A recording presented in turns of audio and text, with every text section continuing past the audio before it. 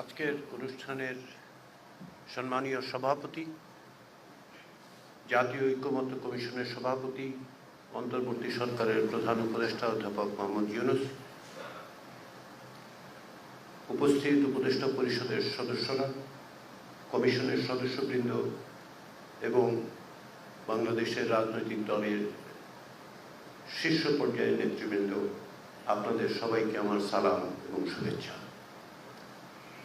আপনারা জানেন যে গত 20 মার্চ থেকে 19 মে পর্যন্ত জাতীয় ঐক্যমত্য কমিশন 33টি রাজনৈতিক দল এবং জোটের সঙ্গে কথা বলেছে।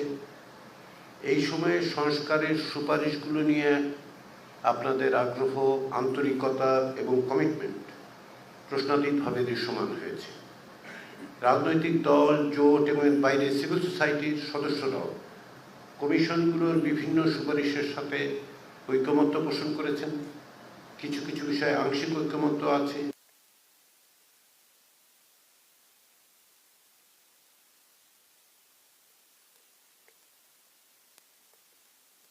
করা যাবে। এই আশাবাদের অন্যতম কারণ হচ্ছে যে আলোচনার সময় আপনাদের পক্ষ থেকে, প্রতিটি রাজনৈতিক দলের পক্ষ থেকেই আমরা যেটা লক্ষ্য করেছি সেটা হচ্ছে নমনীয়তা। রাষ্ট্রীয় এবং জাতীয় স্বার্থকে প্রাধান্য দিয়ে যে নমনীয়তা রাজনৈতিক দলগুলোর পক্ষ থেকে প্রদর্শন করা হয়েছে তা আমার কাছে মনে হয়েছে অভূতপূর্ব। তদুপরি আলোচনার মধ্যে দিয়ে অনেক সংশোধিত সুপারিশও তৈরি হয়েছে। এর একটা উদাহরণ হচ্ছে সংবিধানের 70 অনুচ্ছেদ। এই বিষয়ে কমিশনের প্রস্তাব ছিল অর্থ বিল ছাড়া সব বিষয়ে নিজ দলের বিপরীতে ভোট দেওয়ার পথ খোলা রাখার, কিন্তু আলোচনার সময় আস্থা ভোট, সংবিধানের সংশোধনী এই তালিকায় যুক্ত করার প্রস্তাব এসছে। এ ব্যাপারে সকলে একমত হয়েছেন। এর বাইরেও আরও কিছু বিষয় যুক্ত করা যায় কিনা সেটা নিয়ে আলোচিত হয়েছে। আমরা আশা করি আগামী দিনের আলোচনায় আমরা সকলে এইরকম বিষয়গুলোতে এক জায়গায় আসতে পারব। এই প্রেক্ষিতে দুটো বিষয় স্পষ্ট করে বলা দরকার। আমাদের হাতে সময় খুব কম।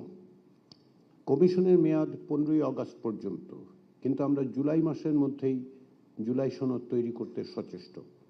দেশের সামগ্রিক পরিস্থিতি এবং জনগণের আকাঙ্ক্ষার বিবেচনায় আমাদের দরকার দ্রুততার সাথে আমাদের ওপর, অর্থাৎ কমিশন এবং আপনাদের ওপর অর্পিত দায়িত্ব সম্পন্ন করা।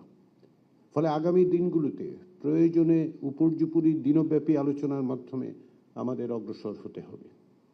দ্বিতীয়ত, আমরা এক এক দিনের জন্য একটি বিষয় পূর্বে নির্ধারণ করে আলোচনা করতে ও উপসংহারে পৌঁছতে আগ্রহী।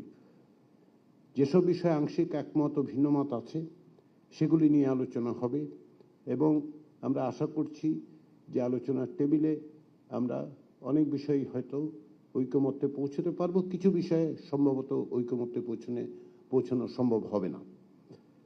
আগামীকাল থেকে আমাদের এই আলোচনা শুরু হচ্ছে, যেটা আপনাদেরকে অবহিত করা হয়েছে। ঈদের ছুটির পরে আমরা প্রায় প্রতিদিনই আলোচনা অব্যাহত রাখতে চাই। আপনাদের পক্ষে সম্ভব হলে আমাদের দিক থেকে সেই আগ্রহ, ইচ্ছা, পরিকল্পনা আছে।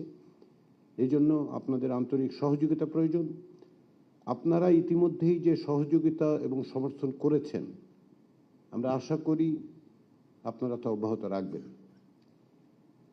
দীর্ঘদিনের গণতান্ত্রিক সংগ্রামের শহীদ ও যোদ্ধারা, গত বছরের জুলাই আগস্টের শহীদ ও আহতরা আমাদের উপরে যে পবিত্র দায়িত্ব অর্পণ করেছেন, আমাদের তাতে সফল হতেই হবে।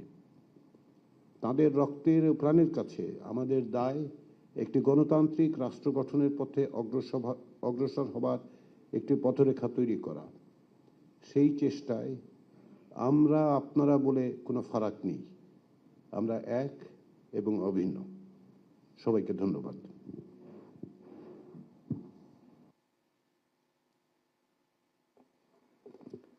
ধন্যবাদ মাননীয় সহ সভাপতি, জাতীয় ঐক্যমত্য কমিশন। আমি এখন আপনাদের কাছে চলে আসছি এবং আবারও বিনীতভাবে স্মরণ করিয়ে দিচ্ছি যে আমাদের যেহেতু সময়ের স্বল্পতা আছে, শুভেচ্ছা বিনিময়, শুভেচ্ছা বক্তব্য কোনোভাবেই সেটা 2 মিনিটের বেশি যাওয়া ঠিক হবে না বলে মনে করি। তা আমি প্রথমে আমন্ত্রণ জানাচ্ছি বাংলাদেশ খেলাফত মজলিসের মহাসচিব মাওলানা জালাল উদ্দিন আহমদ। মাওলানা জালাল উদ্দিন আহমদ, মাইক্রোফোনটা একটু পৌঁছে দিন। যেখানে আছে দুটো মাইক্রোফোনে ওদিকে নিয়ে যান। আচ্ছা আছে, ওনার কাছে আছে। জি।